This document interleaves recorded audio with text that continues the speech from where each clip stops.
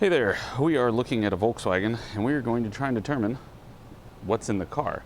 New updated chain tensioner style, old not updated chain tensioner style. Obviously you can see some of the differences as to what is big and different. Whoa! Now with the hood. The hood shut. The hood was just like,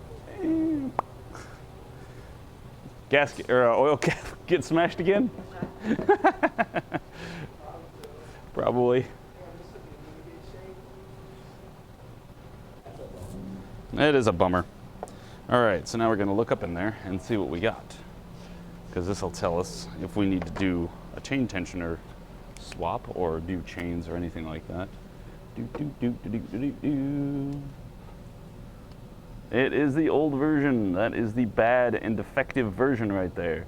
This car will need an updated chain tensioner installed in its thing, because this will eventually break. It is known to fail early and often and early, and it breaks and blows up your engine, and there's a head job, there's an entire head program because of these darn chain tensioners, because they're so bad. Okay, I'm done. And if you ever want to check yours yourself, you can see where it's located. It's right up there. You can take off this little turbo charge pipe, which is right there. And it's just two clips. You pull the tab on here and it dislodges. You pull the tab on this and it dislodges those little ears, that ear up there, right up there, and this one down here, this little clip. And then you take out your two T30s from there, and you can get that whole line out of your way. So, yep, this thing needs a chain. Like many others I've done. So, there is a couple possibilities where it comes to doing this chain. You can, or the chain tensioner, you can replace the tensioner and the timing chain, or you can just do the tensioner itself. I've done just the tensioner itself on several occasions because it's a little cheaper, and people don't want to spend all the money on the extra labor. And you can do that by just pulling off the lower cover, the crank pulley, lower cover.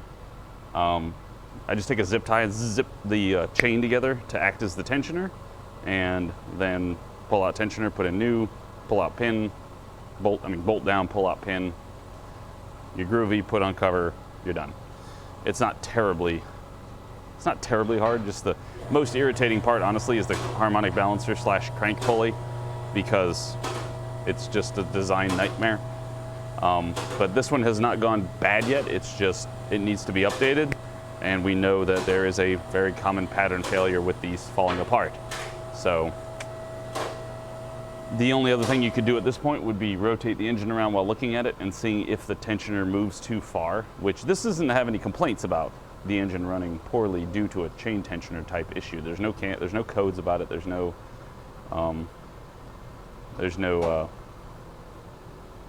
issues thus far. It did come in because it sputtered and had an issue after they filled it up with gas, but I think that's more of, there's a bad coil, which I swapped and then test drove and then swapped out for a test coil, and that one worked fine, so it was driving well. So we'll just go with a coil for that. However, we want the customer to be aware that there is a bad chain tensioner in here, or bad. It's a known failure of a chain tensioner, and we should change it if they want to keep the car.